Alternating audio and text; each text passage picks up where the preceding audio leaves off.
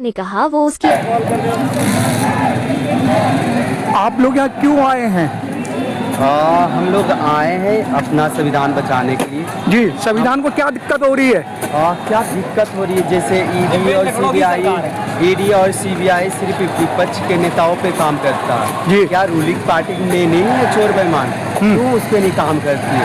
EVM जो vote चोरी हो रही है, इलेक्शन कमीशन जो फेवर कर रहा है, ओम बिरला जो पार्लियामेंट में फेवर कर रहा है रूलिंग पार्टी का, क्या ये संविधान से खतरा नहीं है? तो ये कहीं ना कहीं हम लोग को बचाना होगा संविधान के लिए। और इस्तीफा मुझे अगर लेना होता तो मुझे लगता है कि मोदी अगर जिस दिन छोड़ेगा उस दिन भारत का सौभाग्य होगा। क्या इस तरीके के आंदोलन करने से संविधान बचेगा? हाँ, जब तक यूथ भारत के लोग जब तक सड़क पर नहीं आएगा तब तक ये संविधान नहीं बचेगा। ये लोग कह रहे हैं जब तक यूथ रोडों पे नहीं आएगा, सारा यूथ रोड पे पूरा। हाँ, सरकार अपनी मनमानी इतनी कर चुकी है कि हम लोग खुद परेशान है। ना एजुकेशन में अच्छे कोई वो हो रहा है, ना ही कुछ हमें ऐसी अथॉरिटी मिल रही है। विदेशों में आप जाके देखिए ना, एजुकेशन फ्री है, हेल्थ इशू फ्री है। यहाँ क्या टैक्स भर भर के टैक्स लिया जा रहा, गरीब क्या करेगा? आप बताइए, गरीब क्या करेगा?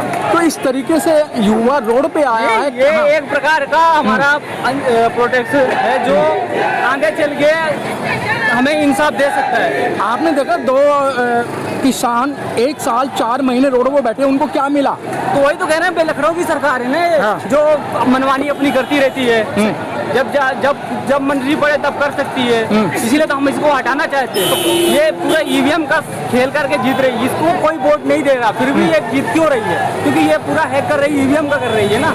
ठीक। अंतिम संस्कार, अंतिम संस्कार, अंतिम संस्कार।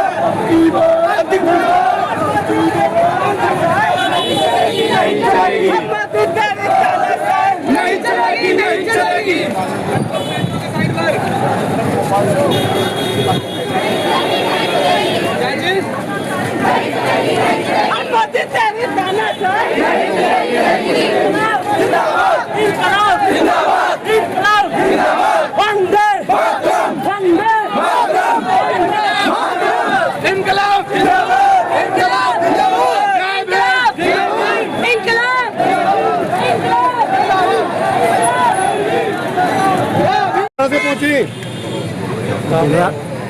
जी, हम मुजफ्फरनगर उत्तर प्रदेश से पहुंचे हैं और भारतीय वाल्मीकि धर्म समाज रजिस्टर्ड भावादत्त भारत के कार्यकर्ता है। तो आप लोग यहाँ क्यों आए, क्या कारण है आने का आपका? जैसा कि हम देख पा रहे हैं कि महीने से ज़्यादा हो गया है स्टूडेंट्स का प्रोटेस्ट। हाँ, पल पल की खबर सोशल मीडिया की रियल जो इंस्टाग्राम पर हमें प्राप्त हो रही है। जो वैसी मीडिया है, बड़ी मीडिया, वो तो इसको निगलेक्ट ही कर रही है। हाँ, नहीं, आप बताएं। का विषय है। हाँ। तो हम देख पा रहे हैं कि इतने शांतिपूर्ण प्रोटेस्ट को, जो कि एक सही तथ्यों पर किया जा रहा है, सही विषयों पर किया जा रहा है, कि बच्चों ने अपनी जान गंवा दी। उन बच्चों ने जो स्ट्रगल करते हैं, अपना घर छोड़कर दूसरी सिटी में जाकर पढ़ाई करते हैं। कुछ बच्चे ऐसे होते हैं कि पढ़ाई के साथ साथ फीस की, रूम का रेंट देने की टेंशन भी उन लोगों को रहती है, तो जॉब के साथ साथ पढ़ाई करते हैं स्ट्रगल के साथ, लेकिन पेपर लीक हो जाते हैं। ये गवर्नमेंट जो बड़े बड़े दावे करती है, इतनी बड़ी गलती के बावजूद, एक बार 2 बार नहीं, बार बार हो रही है ये बड़ी बड़ी गलतियां।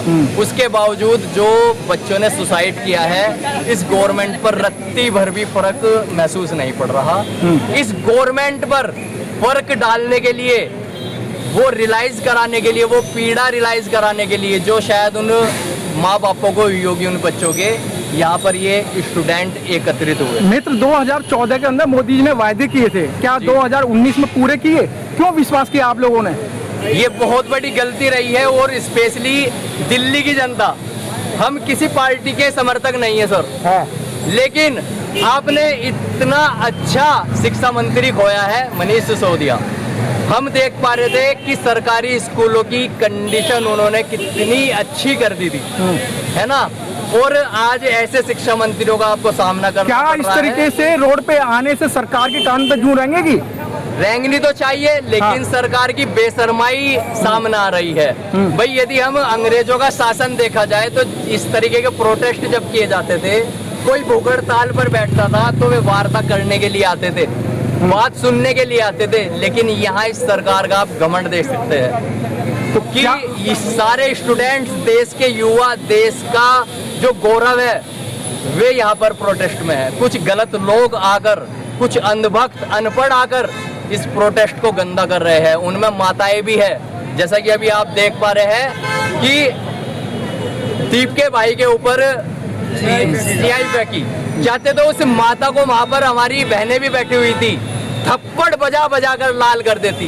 लेकिन एजुकेटेड बच्चे हैं ना यहाँ पर सब, उन्हें मालूम है कि यदि इसकी इतनी बड़ी गलती पर एक भी हमने एक्शन लिया तो ये पूरे प्रोटेस्ट को बदनाम कर देंगे, जो कि निरंतर कर भी रहे हैं। कोशिश यही चल रही है। तो क्या लगता है कि आज के आंदोलन से सरकार के कानों पर जू रहेंगी?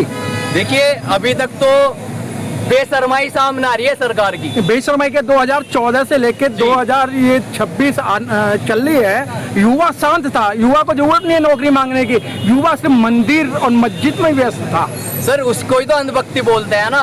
अभी आप देखिए, राम राम का नाम लेकर राम मंदिर की इन्होंने राजनीति खेली है, पूरे देश में दंगे कराए, पता नहीं कितने बेगुनाह मारे गए। और नफरत का माहौल देश के अंदर बन चुका है।